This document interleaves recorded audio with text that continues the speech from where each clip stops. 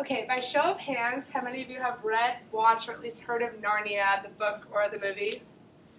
Okay, so if I was asked this question, I would definitely be raising my hand as well. Growing up, the first book, The Lion, the Witch, and the Wardrobe, was my all-time favorite adventure novel as a kid.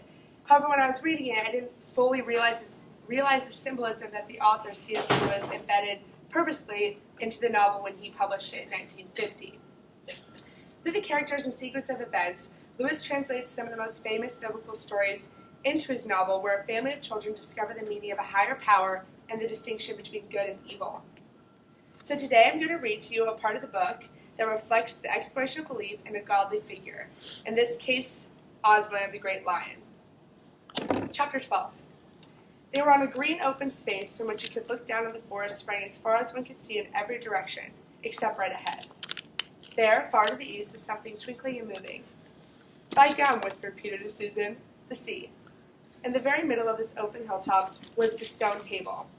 It was a great grim slab of gray stone supported on 4 upright stones. It looked very old, and it was cut all over with strange lines and figures that might be the letters of an unknown language.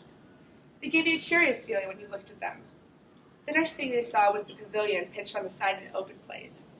A wonderful pavilion it was, especially now when the light of the setting sun fell upon it, with sides what looked like yellow silk and cords of crimson and 10 pegs of ivory. And high above it on a pole, a banner which bore a red, rampant lion fluttering in the breeze, which was blowing in their faces from the far-off sea. While they were looking at this, they heard a sound of music on their right, and turning in that direction, they saw what they had come to see. Aslan stood in the center of the creatures, who had grouped themselves around him in the shape of a half-moon. There was Tree Woman, and there were Well Woman, who had stringed instruments. It was they who had made the music.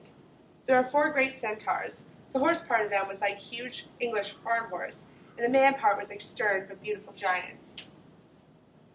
There was also a unicorn, and a bull with the head of a man, and a pelican, and an eagle, and a great dog.